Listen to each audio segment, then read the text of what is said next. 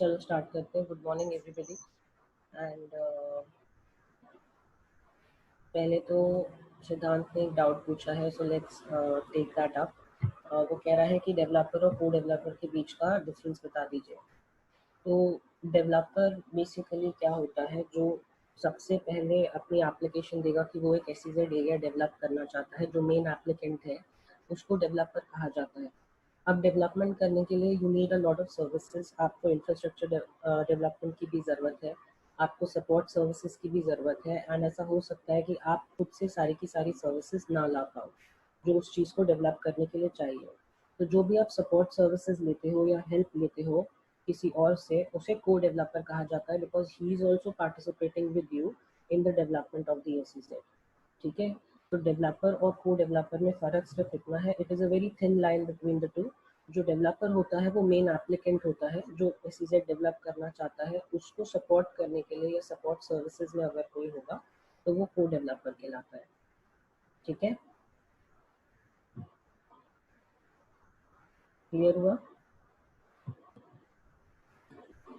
Yes sir. चलो आज अपन आगे बढ़ते हैं। कल अपन ने डेफिनेशंस करी थी, इम्पोर्ट तक अपन ने फिनिश कर लिया था। आज अपन को डेफिनेशंस खत्म करके सेक्शन 3 स्टार्ट करना है कि कौन कौन अप्लाई कर सकता है एसईजेड डेवलपमेंट के लिए। तो जो अपनी दो डेफिनेशंस बची हुई हैं इसके अंदर, वो है manufacture and offshore banking unit. तो मैन्युफैक्चर की जो डेफिनेशन है वो बहुत ही जनरल सी डेफिनेशन है, उसके बारे में आपको पता भी है। अगर आप जीएसटी पढ़ रहे होगे अभी, तो जीएसटी के अंदर मैन्युफैक्चर की डेफिनेशन भी लिखी हुई है कि मैन्युफैक्चर में कौन कौन सी चीज़ कॉन्स्टिट्यूट होती है। एक्चुअली जीएसटी जो एक्ट है, it is a very broad act, और उसमें मैन्युफैक्चर की डेफिनेशन लिखना इसलिए ज़रूरी होता है बिकॉज आप उसके ऊपर टैक्सेस लगाते हो कि आप कौन कौन सी चीज़ को मैन्युफैक्चर में काउंट करके उसके ऊपर टैक्सेस लगा सकते हो। ठीक है। तो मैन्युफैक्चर की जो डेफिनेशन है कहीं ना कहीं सिमिलर लाइंस पर यहाँ पर भी अप्लाई होगी। तो मैन्युफैक्चर का मतलब होता है, it means make, produce, fabricate, assemble, process और bring into existence by hand or by machine a new product having a distinctive name, character or use, and shall include processes such as refrigeration, cutting, polishing, blending, repair, remaking, re-engineering, and includes agriculture, aquaculture, animal husbandry, floriculture, horticulture, pisciculture, poultry, sericulture, viticulture and mining। तो बहुत broad definition है इसकी। ज़रूरी नहीं है कि अगर machine से मैंने कुछ बनाया तो वो ही मैन्युफैक्चर कहलाएगा। इसमें प्रोसेसेस, यहाँ तक कि रेफ्रिजरेशन भी अगर किया तो उसको भी ये लोग मैन्युफैक्चर में काउंट कर रहे हैं। It shall include the processes such as refrigeration, cutting, polishing.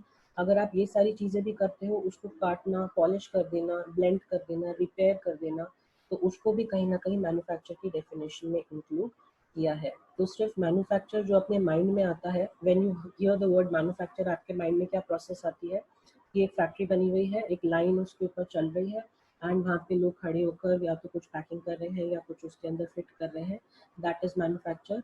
लेकिन जो एक्चुअल सेंस में मैन्युफैक्चर की डेफिनेशन है दैट इज वेरी ब्रॉड, तो उसमें ये सारे के सारे प्रोसेसेस जो है वो कवर हो जाते हैं, even including agriculture, aquaculture, animal husbandry. ये जो फार्म लैंड से रिलेटेड एक्टिविटीज़ है, ये भी ये लोग मैन्युफैक्चर की डेफिनेशन में इंक्लूड करते हैं। ओके। नेक्स्ट जो है वो है ऑफशोर बैंकिंग यूनिट। मैंने आपको जब कल एसईजेड के बारे में बेसिक समझाया था तो उसमें कहा था कि ऑफशोर बैंकिंग यूनिट जो है वो भी इसके अंदर आता है। और ऑफशोर बैंकिंग यूनिट का मतलब होता है ऐसे बैंक्स के जो ब्रांचेस हैं जो एसईजेड में इंक्लूड हो जाते हैं या एसईजेड में बनाए जाते हैं, उनको ऑफशोर बैंकिंग यूनिट कहा जाता है। तो offshore banking unit means a branch of a bank located in a special economic zone which has obtained permission under clause A of section 1 of section 23 of the Banking Regulation Act 1949। कल किसी ने doubt पूछा था इसके बारे में कि RBI के अंदर आता है या नहीं आता। मैंने आपसे कल भी कहा था कि बीआर एक्ट इसके ऊपर एप्लीकेबल होगा, और सिंस बीआर एक्ट एप्लीकेबल है तो वो ऑटोमेटिकली आरबीआई के अंदर कवर हो जाएगा। तो ऑफशोर बैंकिंग यूनिट बनाने के लिए आपको बीआर एक्ट के अंदर परमिशन लेना ज़रूरी है, which is under clause A subsection 1 of section 23। तो सिंस आप परमिशन ले रहे हो बीआर एक्ट के अंदर, तो आप ऑटोमेटिकली आरबीआई के अंदर भी कवर हो जाते हो। ठीक है। किसने पूछा था कल ये? कल किसी ने मुझसे पूछा था ये चीज। सर मैंने। हाँ राइट। तो क्लियर हुआ? इसकी डेफिनेशन में Yes, ही sir. इन्होंने क्लियरली बता दिया कि आपको BR एक्ट के अंदर रजिस्ट्रेशन लेना ज़रूरी है, परमिशन लेना ज़रूरी है। तो ये कवर होती हैं अपनी डेफिनेशंस। अब अपन को इस्टेब्लिशमेंट के बारे में बात करनी है कि अपन शुरू से कह तो रहे हैं कि SEZ बनाना है, स्पेशल इकोनॉमिक जोन आप डेवलप कर सकते हो, लेकिन कौन कौन उसको डेवलप करेगा और कौन कौन उसमें पार्टिसिपेट कर सकता है, वो यहाँ पर अपन को देखना है कि सेक्शन 3 के अंदर कौन कौन SEZ को इस्टेब्लिश कर सकता है। तो SEZ may be established by, जो मेन हेड्स हैं उनके, पहला तो है any person, then it is state government and then it is central government. तो जब आप बात करते हो एनी पर्सन, मैं वर्ड यूज किया है यहाँ पे पर्सन। जो पर्सन की डेफिनेशन है उसके अंदर कौन कौन से लोग इंक्लूड हो जाते हैं, आप जनरली पढ़ते आ रहे हो, हर एक्ट के अंदर कहीं ना कहीं आपने पर्सन की डेफिनेशन पढ़ी है। तो अगर मैं जनरल सेंस में बात करूँ, किसी स्पेसिफिक एक्ट से रिलेटेड बात नहीं कर रहा, जनरल सेंस में अगर बात करूँ तो पर्सन के अंदर कौन कौन आ जाता है जो अपन शुरू से पढ़ते आ रहे हैं? Individual, HUF, cooperative society. Partnership. Partnership. मतलब अगर मैं कहूँ तो नेचुरल पर्सन, नेचुरल इंडिविजुअल और आर्टिफिशियल और जुडिस्टिक पर्सन, ये दोनों के दोनों इसके अंदर आ जाते हैं। तो आर्टिफिशियल जुडिस्टिक पर्सन जब आप कहते हो तो इसके अंदर सारी ऑर्गेनाइजेशंस टाइप आ जाती हैं, कंपनीज, पार्टनरशिप, BOI, AOP वगैरह ये सब आ जाती हैं। और जब आप नेचुरल पर्सन कहते हो तो उसके अंदर इंडिविजुअल्स आ जाते हैं। तो इंडिविजुअल्स प्लस जो जुरिस्टिक पर्सन्स हैं वो भी इसके लिए अप्लाई कर सकते हैं कि हम इस SEZ इस्टेब्लिश करना चाहते हैं। इनके अलावा स्टेट गवर्नमेंट भी अप्लाई कर सकती है कि हम अपने स्टेट में SEZ बनाना चाहते हैं। और सेंट्रल गवर्नमेंट तो सबसे ऊपर है, वो चाहे तो कहीं पर भी SEZ डेवलपमेंट के लिए बोल सकते हैं। अब जो इसमें एक चीज़ आती है वो आता है बोर्ड ऑफ अप्रूवल। मतलब बोर्ड ऑफ अप्रूवल एक ऐसी चीज़ है जिसका अप्रूवल आपको लेना मैंडेटरी है if you want to set up a special economic zone. It is mandatory for you to take the approval of board of approval से आपको लेना पड़ेगा कि हम SEZ इस्टेब्लिश करना चाहते हैं। Board of approval is like a principal, जैसे आप एक कॉलेज में या स्कूल में होते हो, सबसे टॉप बॉडी वहाँ पे प्रिंसिपल की होती है। तो प्रिंसिपल की जो अथॉरिटी होती है वैसे ही यहाँ पर बोर्ड ऑफ अप्रूवल की अथॉरिटी है। अगर उन्होंने आपको अप्रूवल दिया तो आप अपने प्रपोजल के साथ आगे बढ़ सकते हो, अगर उन्होंने अप्रूवल नहीं दिया तो आपका प्रपोजल वहीं का वहीं रिजेक्ट हो जाएगा। लेकिन जो बोर्ड ऑफ अप्रूवल है उसको बनाने का काम कौन करेगा? Central government. Central government board of approval के ऊपर होगी। अगर सेंट्रल गवर्नमेंट को SEZ डेवलप करना है तो उनको बोर्ड ऑफ अप्रूवल की ज़रूरत नहीं है। लेकिन अगर स्टेट गवर्नमेंट या कोई और पर्सन है जिनको SEZ डेवलप करना है तो पहले उनको बोर्ड ऑफ अप्रूवल के पास जाना पड़ेगा, उनके पास अपना प्लान देना पड़ेगा, अप्रूव करवाना पड़ेगा, और अगर वो प्लान अप्रूव हुआ तो ही आप SEZ डेवलप कर पाओगे। ओके, तो पढ़ें, any person after identifying the area he can make a proposal to the state government concerned for the purpose of setting up an SEZ. The state government may forward this proposal to the board of approval. For example मान लीजिए मैं, मेरी partnership form जो मेरी CA form है, हम चाहते हैं कि हमारे एरिया में SEZ डेवलप हो। हम लोग गए मध्य प्रदेश गवर्नमेंट के पास, स्टेट गवर्नमेंट के पास, और उनके पास अपना प्लान सबमिट किया। स्टेट गवर्नमेंट ने बोला ठीक है, हम आपका प्लान जो है वो बोर्ड ऑफ अप्रूवल के पास उनको फॉरवर्ड कर देंगे। उसके बाद वो डिसाइड करेंगे कि क्या करना है, प्लान अप्रूव होगा या नहीं होगा। फिर स्टेट गवर्नमेंट, अगर स्टेट गवर्नमेंट को खुद ही करना है अपने एरिया में, अपने स्टेट में कोई SEZ डेवलप, तो वो क्या करेंगे? After identifying the area they may make proposal directly to the board of approval. तो वो खुद अपना प्रपोजल बोर्ड ऑफ अप्रूवल के पास दे देंगे। Central government has been empowered to set up and notify SEZ without consulting the concerned state government and without referring the proposal to the board of approval. मतलब central government पूरी India में जहाँ चाहे वहाँ SEZ बना सकता है, उसको सेटअप करवा सकता है, उसको स्टेट गवर्नमेंट की परमिशन की भी ज़रूरत नहीं है, उसको बोर्ड ऑफ अप्रूवल की परमिशन की भी ज़रूरत नहीं है। इसलिए मैंने यहाँ पर ये ग्रीन हाईलाइट किया है, without referring. They don't have to refer to the board of approval. उनकी अपनी अथॉरिटी है, वो चाहे तो खुद से कहीं पर भी SEZ सेटअप कर सकते हैं। तो इन शॉर्ट अगर मुझे इसे राउंड अप करना है तो कोई person, any person, they can make an approve, they can apply for the SEZ। उनको बोर्ड ऑफ अप्रूवल से अप्रूवल लेना पड़ेगा। स्टेट गवर्नमेंट को भी बोर्ड ऑफ अप्रूवल से अप्रूवल लेना पड़ेगा, और central government by its own motion कहीं पर भी अपना SEZ सेटअप कर सकती है, उनको बोर्ड ऑफ अप्रूवल की ज़रूरत नहीं है। ठीक है, क्लियर हुआ कि आप किस तरीके से सेटअप कर सकते हो। अब इसको आगे कैसे सेटअप करेंगे, बोर्ड क्या करेगा, वो अपन अभी आगे पढ़ेंगे, लेकिन ये क्लियर हुआ कि कौन कौन सेट कर सकता है और उसको क्या कंप्लाई करना पड़ेगा। Sir, so board of approval is equivalent to central government? No, it is not. Central government सबसे ऊपर है, सुप्रीम अथॉरिटी। सेंट्रल गवर्नमेंट ही बोर्ड ऑफ अप्रूवल को बनाएगा। तो अगर central government board of approval को बना रहा है तो वो अपनी इक्विवेलेंट किसी को नहीं रखता। Central government is always on the top. So then why they pursue to board of approval? They can Because- go for central government, na? Because central government के पास इतना वो नहीं होता कि वो हर आपका प्रपोजल जो है वो रिव्यू करे या देखे। उन्होंने इस चीज़ के लिए स्पेसिफिकली एक अथॉरिटी बना दी, अदरवाइज बहुत मिक्सअप हो जाएगा। Central government has a lot of things to do.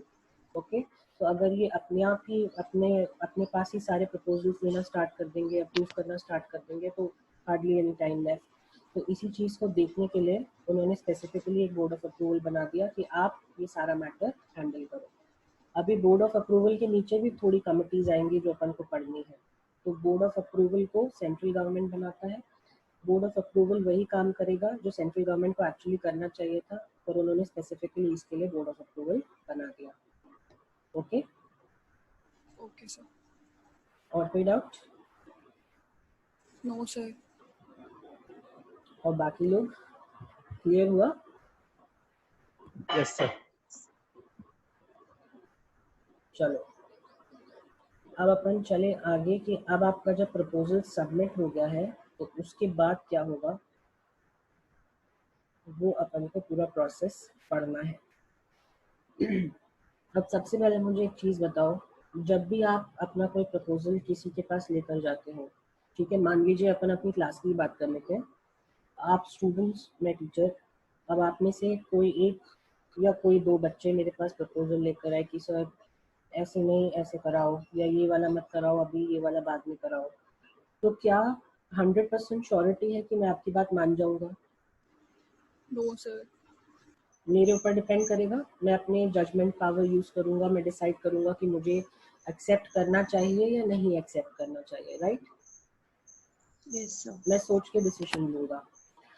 अब ये भी हो सकता है कि आप मेरे पास आए प्रपोजल लेकर, मैंने प्रपोजल पढ़ा, समझा और मुझे सही लगा तो मैंने एक्सेप्ट कर लिया।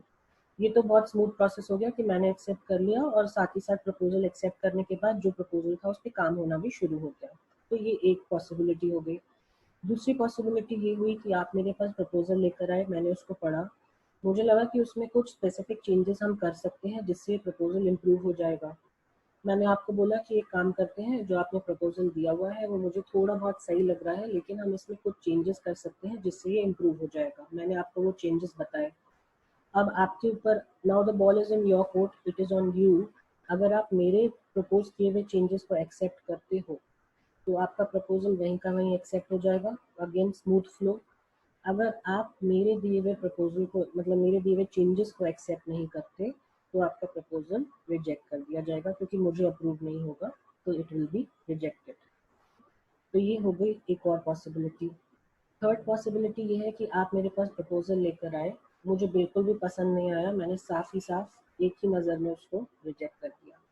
तो ये आपकी तीन पॉसिबिलिटीज़ बन जाती है। उसी तरीके से बोर्ड ऑफ अप्रूवल के पास भी तीन पॉसिबिलिटीज़ हो जाती हैं। जब आप अपना प्रपोजल उनके पास लेकर जाओगे तो वहाँ पर भी तीन पॉसिबिलिटीज़ होंगी। सबसे पहली कि उनको सब कुछ मंजूर है, तो एकदम स्मूथ फ्लो हो जाएगा, फिर आपका SEZ डेवलपमेंट का काम स्टार्ट हो जाएगा। दूसरी पॉसिबिलिटी, उनको लगता है कि प्रपोजल में कोई इम्प्रूवमेंट हो सकता है, तो वो आपको सजेशन देंगे कि ये इम्प्रूवमेंट्स हो सकते हैं। अगर आपको उनके सजेशन मंजूर है तो आपका प्रपोजल एक्सेप्ट हो जाएगा। अगर आपको सजेशन मंजूर नहीं है तो आपका प्रपोजल वो रिजेक्ट कर देंगे। तीसरी बात, वो एक ही नज़र में देखकर अगर उनको कुछ भी सही नहीं लगेगा तो वो वहीं का वहीं उसको रिजेक्ट कर देंगे। तो यही तीन पॉसिबिलिटीज़ यहाँ पर भी होंगी। तो अपन इसको रीड करना स्टार्ट करते हैं। The Board of Approval may, after the receipt of the proposal for setting up special economic zone, either approve the proposal or approve the proposal subject to such terms and conditions as it may deem fit. मतलब या तो सीधा सीधा approve कर देंगे या कोई terms and conditions उनको आपको बताएंगे कि ये टर्म्स एंड कंडीशंस है. It may also modify or reject the proposal for setting up an SEZ. मैंने आपको कहा या तो वो modify भी कर सकते हैं या straight away reject भी कर देंगे. The central government has been empowered to specify the minimum area of land for setting up a special economic zone and other terms and conditions subject to which the board may approve, modify or reject may any such proposal received by it. तो central government चाहे तो कुछ terms and conditions भी लगवा सकती है. वो आपको एक लिस्ट दे देंगे कि ये टर्म्स एंड कंडीशंस है. बोर्ड को लिस्ट दे देंगे कि ये टर्म्स एंड कंडीशंस है, इतना मिनिमम एरिया होना चाहिए सेटअप के लिए. अगर ये सब अप्रूव हो रहा है, ये टर्म्स एंड कंडीशंस फॉलो हो रहे हैं, तो आप अपना प्रपोजल एक्सेप्ट करिए, वरना नहीं. Section 3, subsection 9 further provides that if board approves the proposal without any modification, it shall communicate the same to the central government. तो अगर प्रपोजल एक्सेप्ट कर लिया बोर्ड ने बिना किसी मॉडिफिकेशंस के, वो सेंट्रल गवर्नमेंट को बता देंगे कि ये लीजिए प्रपोजल एक्सेप्ट हो गया है, अब इस पे काम होना स्टार्ट होना चाहिए. If it approves the proposal with modification, it shall communicate the same to the person or the state government concerned if the modifications are accepted by the person or the state government. अगर उन्होंने modifications के साथ acceptance ली है तो वो modifications आपको बताएंगे और आपके द्वारा मॉडिफिकेशंस एक्सेप्ट होने चाहिए, तभी प्रपोजल आगे बढ़ेगा, नहीं तो नहीं बढ़ेगा.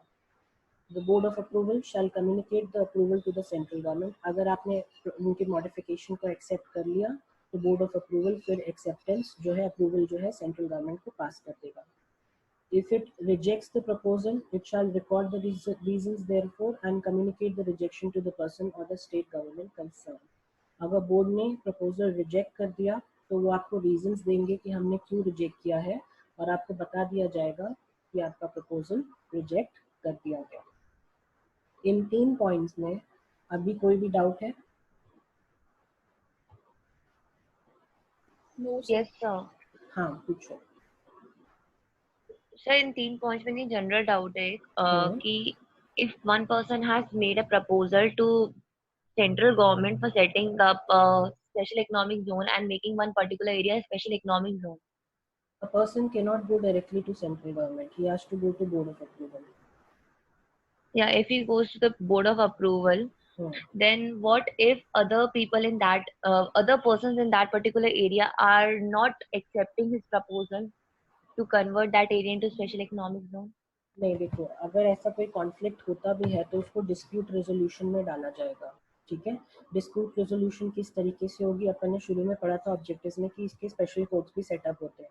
अगर कोई ऐसा कोई डिस्प्यूट अगर अराइज भी होता है तो उसको डिस्प्यूट रेजोल्यूशन में डाला जाएगा. स्पेशल कोर्ट्स के पास आप जा सकते हो लेकर कि हम प्रपोजल देना चाहते हैं पर बाकी लोग अग्री नहीं करते.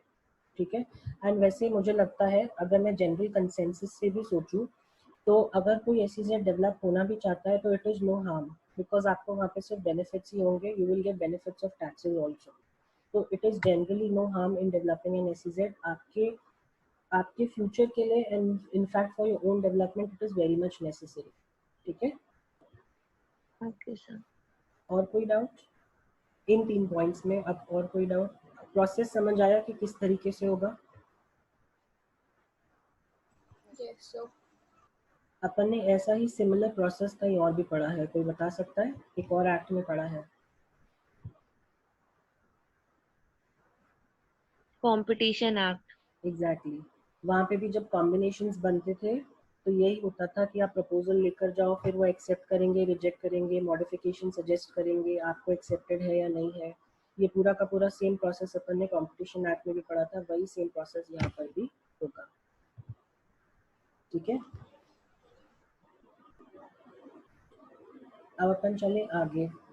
अब यहाँ पर डेवलपमेंट और को डेवलपमेंट की बात होगी कि चलो सेंट्रल गवर्नमेंट ने तो बता दिया कि आपको इतना मिनिमम लैंड एरिया चाहिए, पर अगर आपके पास उतना लैंड एरिया नहीं है, what if you don't have the specified land area, या क्या अगर जो टर्म्स एंड कंडीशंस वो दे रहे हैं अगर आप वो सेटिस्फाई नहीं कर पा रहे हो तो आप क्या कर सकते हो उन केसेस में?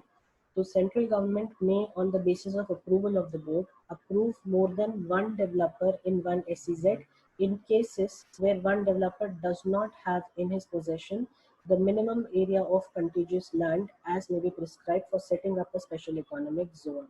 In all such cases, each developer is considered as a developer in respect of the land in his possession. तो यहाँ पर क्या हो रहा है कि अगर मैं क्लास वाला ही एग्जाम्पल लूँ, तो आप मेरे पास प्रपोजल लेकर आए। अब मुझे तो प्रपोजल एक्सेप्टेड है, लेकिन आपके प्रपोजल को एग्जीक्यूट करने के लिए जो रिसोर्सेज चाहिए वो आपके पास पूरे नहीं है।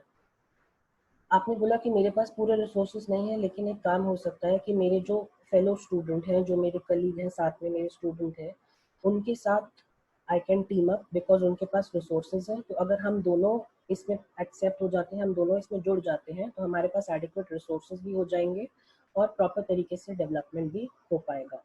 वैसे ही यहाँ पर अगर किसी एक डेवलपर के पास मिनिमम लैंड एरिया नहीं है, तो कोई और डेवलपर या कोई और पर्सन जिसके पास लैंड अवेलेबल है, वो चाहे तो वो भी इसमें आ सकते हैं, जुड़ सकते हैं, ताकि मिनिमम लैंड की कंडीशन सेटिस्फाई हो जाए। फिर जितना जितना लैंड जिसका होगा उस रिस्पेक्ट में उस पर्सन को डेवलपर माना जाएगा।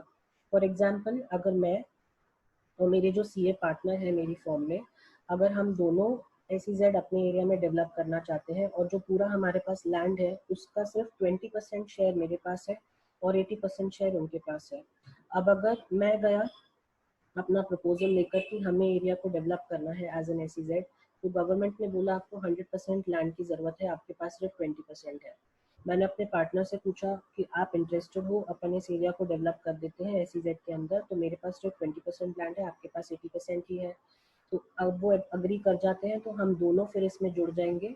20% एरिया के लिए मुझे डेवलपर माना जाएगा और 80% एरिया के लिए मेरे पार्टनर को डेवलपर माना जाएगा। ठीक है, क्लियर हुआ?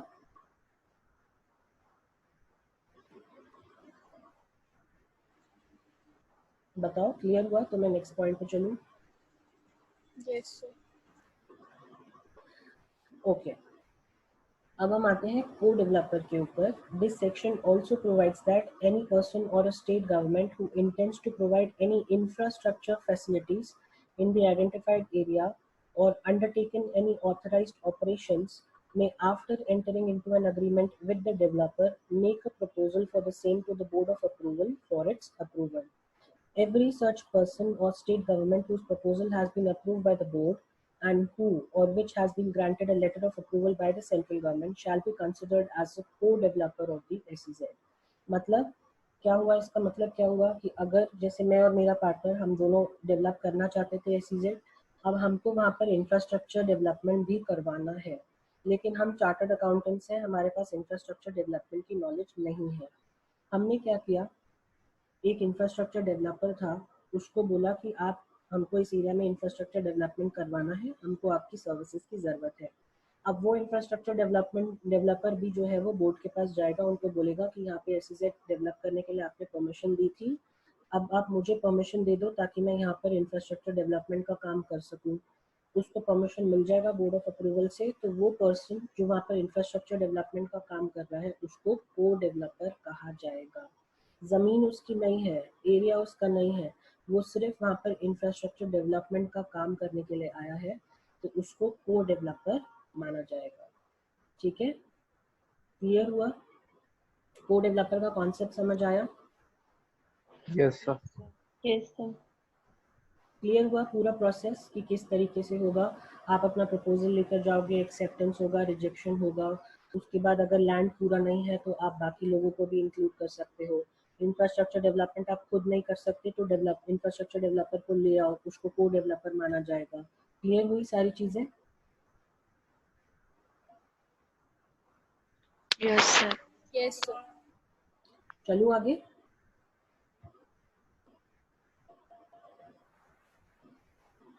अब अपन आते हैं सेक्शन 4 के ऊपर। जब आपका पूरा डेवलपमेंट हो गया, अब उसके बाद आपको क्या करना है? Establishment, approval and authorization to operate the SEZ. The developer to submit the approval, the particulars of the identified area to the central government. ये अभी अपन ने ऊपर पढ़ा। Central government, after confirming the necessary requirements, notify the specific area as the SEZ. तो ये second step हो जाएगा। जब वो देख लेंगे पूरा एरिया, फिर उसको नोटिफाई कर लेंगे कि ये SEZ बन गया। उसके बाद central government is empowered to authorize the developer to undertake the operations in the SEZ. अब डेवलपर के पास ऑथराइजेशन, सेंट्रल गवर्नमेंट के पास पावर है उनको ऑथराइजेशन देने का कि आप अब एसईजेड के अंदर ऑपरेशंस करना स्टार्ट कर दो, क्योंकि अब एसईजेड डेवलप हो गया है, तो हम आपको पावर दे रहे हैं कि आप ऑपरेशंस का अब जो है उसको स्टार्ट करना आप शुरू कर दीजिए। By the way, just general knowledge, जो इंदौर में एसईजेड बने हुए 2 एसईजेड है इंदौर के अंदर, उसमें से जो एक एसईजेड है वो अभी भी फंक्शनल नहीं है। मतलब it is fully developed but it is not yet functional. अगर आपने देखा हो, आई डोंट रिमेम्बर एग्जैक्टली उसका नाम क्या है, बट अगर इंदौर में किसी को अच्छे से पता हो इंदौर के बारे में, तो स्टेशन रोड साइड में ही वो एसईजेड पड़ता है। बहुत अच्छा सा बिल्डिंग बना हुआ है, वो एरिया पूरा स्पेसिफिकली डिमार्केटेड भी है। तो बहुत I mean it's a very good building. If you look at it तो एकदम ऐसा फील आता है कि वो इंडिया की बिल्डिंग नहीं है। तो अगर किसी ने देखा हो प्रॉपर्ली, मेरे को एक्चुअली उस बिल्डिंग का पिक्चर याद है बट मुझे एरिया एग्जैक्टली याद नहीं आ रहा है और उसका नाम याद नहीं है, पर वो अभी फंक्शनल नहीं है। तो यहाँ पर भी फंक्शन करने के लिए भी आपको सेंट्रल गवर्नमेंट की अथॉरिटी, मतलब उनसे ऑथराइजेशन चाहिए होता है कि अब हम now we are authorize to operate this SEZ. ठीक है, क्लियर हुआ सेक्शन 4?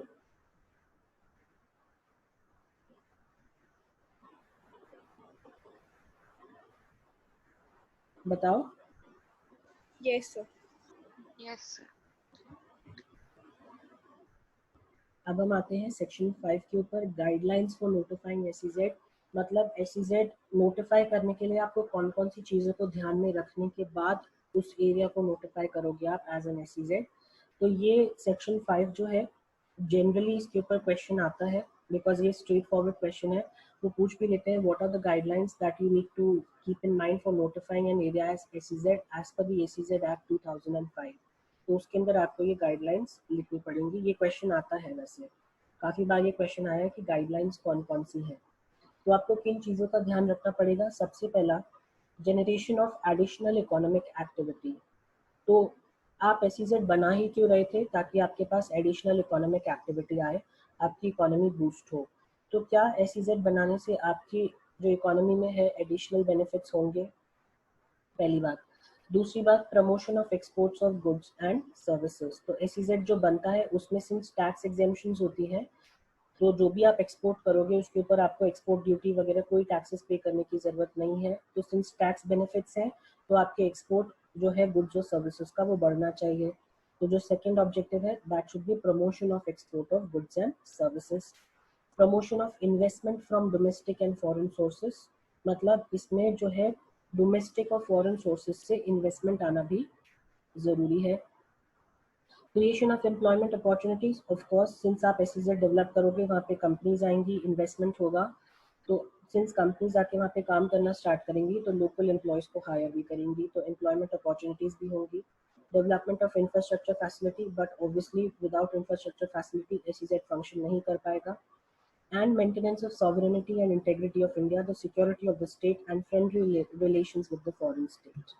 तो ये तो पॉइंट बहुत ही जनरल है कि maintenance of sovereignty and integrity of India, क्योंकि सॉवरेनिटी और इंटेग्रिटी ऑफ इंडिया होना बहुत ज़रूरी है। आपको पता ही है नेशनल इंपॉर्टेंस का काम है ये, तो इसमें सॉवरेनिटी और इंटेग्रिटी ऑफ इंडिया मेंटेन होना ज़रूरी है। आपने कॉन्स्टिट्यूशन भी पढ़ा है, उसमें अपन बार बार बात करते हैं sovereignty and integrity of India के बारे में, तो वो यहाँ पर भी होना चाहिए। सिक्योरिटी ऑफ स्टेट मेंटेन होनी चाहिए, और बाकी जो स्टेट्स हैं, आसपास की स्टेट्स हैं या बाहर की कंट्रीज हैं, उनके साथ भी फ्रेंडली रिलेशंस का होना भी ज़रूरी है। तो ये सारी गाइडलाइंस हैं जिनको ध्यान में रखते हुए एसईजेड को नोटिफाई किया जाता है। ओके, क्लियर हुआ? Yes, sir. Yes, sir. अब अपन आते हैं section 6, processing and non processing areas. SEZ को 2 एरियाज में डिवाइड कर किया जाता है। एक होता है प्रोसेसिंग एरियाज और एक होते हैं नॉन प्रोसेसिंग एरियाज। ठीक है, तो जो प्रोसेसिंग एरियाज होते हैं ना, वहाँ पर नॉर्मली प्रोसेसिंग जैसे कि मैन्युफैक्चरिंग और रेंडरिंग ऑफ सर्विसेज, ये सब वहाँ पे किया जाता है। और जो नॉन प्रोसेसिंग एरियाज होते हैं उनमें अदर देन दीज एक्टिविटीज़, जो बाकी सपोर्ट एक्टिविटीज़ हो जाती हैं, वो सब नॉन प्रोसेसिंग एरियाज में आती है। So, as empowered by Section 6, the central government may demarcate the areas falling within the SEZ as The processing area for setting up units for activities being the manufacture of goods or rendering of services. The area exclusively for trading or warehousing purposes. The non-processing areas for activities other than those specified under A or B above. तो A और B के अलावा और जो भी activities होंगी वो आपकी नॉन प्रोसेसिंग एरियाज के अंदर आ जाएंगी। तो आपने SEZ को दो पार्ट्स में डिवाइड कर दिया। एक हो गया आपका प्रोसेसिंग एरिया जहाँ पे सारी manufacturing, trading, rendering of services, warehousing purposes ये सब हो गया। और इसके अलावा जो एरिया बच गया वहाँ पे वो नॉन प्रोसेसिंग एरिया में आ जाता है। नॉर्मली अगर मैं देखूँ SEZ को तो 100% एरिया में से 90 to 95% is processing area only. इसके अलावा जो एरिया बच जाता है that is non processing area. ठीक है, तो इस तरीके से SEZ को दो पार्ट्स में उन्होंने डिवाइड किया हुआ है। क्लियर हुआ? Yes sir. वैसे मैं एक एग्जांपल इसमें दे सकता हूँ क्लास वाला, लेकिन देना नहीं चाहता हूँ। दे दो सर। नहीं नहीं तुमको बुरा लग जाएगा। दे दो यार, कोई बुरा नहीं। ओके चलो आगे। Section 7 exemption from taxes, duties और सेस। तो मेन ऑब्जेक्टिव कि हमें एग्जेम्पशन मिलेगा टैक्सेस, ड्यूटीज और सेस का। तो all goods or services that are exported out of or imported into or procured from the domestic tariff area by a unit or a developer in special economic zone from payment of taxes, duties or cess under all enactments। यहाँ पे लिखा हुआ है under all enactments। जो भी acts बने हैं taxes को लेकर, be it your customs act, GST act और योर इनकम टैक्स एक्ट और व्हाटएवर, जितने भी एनैक्टमेंट्स हैं जो कि फर्स्ट शेड्यूल में लिखे हुए हैं, उन सारे एनैक्टमेंट्स में आपको एग्जेम्पशन मिलेगी। You will get a tax holiday. That means you don't have to pay any kind of taxes. जो भी गुड्स आप यहाँ से एक्सपोर्ट करो या जो भी गुड्स आप इस एरिया के अंदर लेकर आओ, उन गुड्स के ऊपर या सर्विसेज के ऊपर आपको कोई टैक्सेस पे करने की ज़रूरत नहीं है। The enactments specified in the first schedule generally relate to levy and payment of cess। तो जो भी enactments है वो लेवी और पेमेंट ऑफ सेस को डील करते हैं। तो बेसिकली इन चीज़ों के ऊपर आपको एग्जेम्पशन मिलेगी। अब फर्स्ट शेड्यूल के अंदर कौन कौन से एक्ट्स स्पेसिफाइड हैं, क्या लिखा है क्या नहीं लिखा है, वो आपको पढ़ना इम्पोर्टेंट नहीं है। बस इतना पता होना चाहिए कि फर्स्ट शेड्यूल में जो भी लिखा है उन सब एक्ट्स के ऊपर आपको टैक्सेस के लिए एग्जेम्पशन रहेगी। जो भी गुड्स आप अंदर लेकर आओगे या जो भी गुड्स आप यहाँ से एक्सपोर्ट करोगे उन सब के ऊपर आपको टैक्सेस नहीं लगेंगे। ओके बोलो। Yes, sir. Yes, sir. Okay अब अपन यहाँ पर रुकते हैं।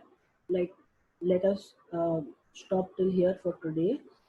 अब जो मुझे एक इशू और एड्रेस करना है वो ये है कि दो तीन लोगों ने मुझसे पूछा था कि हम मेमोराइज कैसे करें। फॉर एग्जांपल FTP में भी शायद प्रॉब्लम आई है कि FTP आप समझ तो लोगे बट उसको मेमोराइज करने में थोड़ा सा आपको हो सकता है प्रॉब्लम हो, because FTP is a complicated chapter and I understand कि उसको समझना तो ठीक है बट मेमोराइजेशन में थोड़ा सा प्रॉब्लम आपको हो सकता है। एंड अपार्ट फ्रॉम दैट अगर FTP के अलावा भी किसी चैप्टर में अगर मेमोराइजेशन में प्रॉब्लम आती है तो what you can do is, मतलब this is what I used to do जब मैं पढ़ रहा था और यू नो दिस CACS और इन सब चीज़ों में मैं what I used to do is कि मैं स्टोरीज बना लेता था। यू नो सिचुएशंस, आप सेक्शन आपने पढ़ा, आपको पता है सेक्शन के अंदर क्या लिखा हुआ है। अगर मैं उस सिचुएशन में हुआ तो मुझे क्या करना पड़ेगा, उस हिसाब से I used to create stories. So you can also create stories and it is not necessary कि आप बहुत ही सीरियस स्टोरी बनाओ या कुछ बनाओ। You can create funny stories, you know. तो हम लोग काफ़ी फनी स्टोरीज बना बना के उन चीज़ों को याद करते थे। तो एक तरीका ये है। दूसरा तरीका है कि if you are comfortable in writing, कि अगर आप लिख लिख के याद कर सकते हो तो यू कैन अडॉप्ट दैट, कि आप लिख लिख के याद कर लो, क्योंकि काफ़ी लोगों को लिखने के बाद याद हो जाता है। पर मेरे साथ प्रॉब्लम ये होती थी कि अगर मैं कुछ देख के लिखता था ना तो मुझे कॉन्फिडेंस नहीं आता था, तो मैं इसलिए स्टोरीज बना लेता था और स्टोरीज बना के याद कर लेता था, फिर उसको लिखने की प्रैक्टिस करता था and then I used to compare कि मैंने जो लिखा है और जो नोट्स में है उसमें क्या फ़र्क आया है। ठीक है, तो ये एक तरीका हो सकता है। एक तरीका है कि अगर आप देखकर लिखकर याद कर सकते हो तो आप वो अडॉप्ट कर लो। तीसरा तरीका है कि आप शॉर्ट में एल्गोरिदम्स बना के याद कर लो। काफ़ी लोगों का एक तरीका ये भी होता है कि वो एल्गोरिदम्स बना के याद कर लेते हैं। एक शॉर्ट में वो कोई फ्रेज या कोई सेंटेंस उसको फॉर्म करके वो पूरा का पूरा सेक्शन उसमें याद कर लेते हैं, बिकॉज उनके खुद के कोड वर्ड्स होते हैं, वो अपने आप से ये चीज़ें डेवलप करते हैं। तो आप इन तीनों तरीकों में से जो भी आपको कंफर्टेबल हो वो आप कर सकते हो। और चौथा जो तरीका होता है वो तो बहुत ही सिंपल है, जो जनरली शायद सब करते होंगे, कि एक बार रीड किया, 2 बार रीड किया, तीसरी बार मेमोराइज करने की कोशिश करी, चौथी बार मेमोराइज करने की कोशिश करी, फिर वो नॉर्मल तरीका है। अगर आप उससे कंफर्टेबल हो तो आप वो भी कर सकते हैं। ओके, तो try it out. I am not saying कि एकदम ट्राई करोगे तो बिल्कुल हो जाएगा, थोड़े से हिकअप्स आते हैं, तो ट्राई इट आउट, थोड़ा करने की कोशिश करें, मेमोराइज करने की कोशिश करें, देखिए आपको कितना फ़र्क लगता है। मेरे ख्याल से जिनको जो कंफर्टेबल होंगे, it is going to help you a lot, because exam आने तक काफ़ी चीज़ें आपको याद हो जाएंगी। Okay,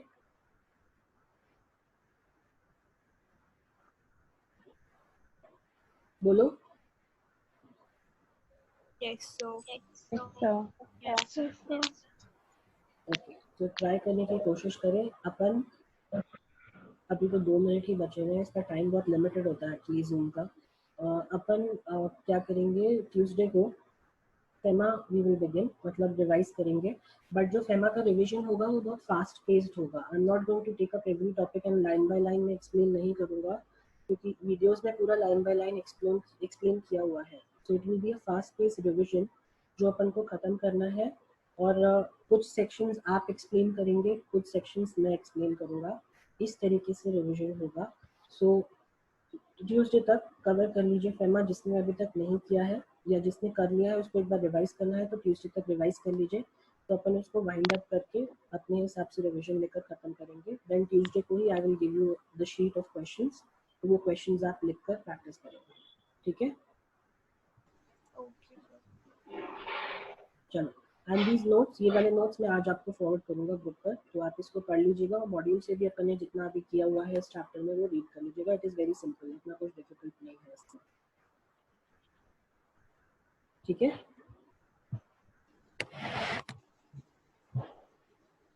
and I will see you on Tuesday. चलो, Thank you, sir. Thank you, sir. Okay, bye. Bye, sir.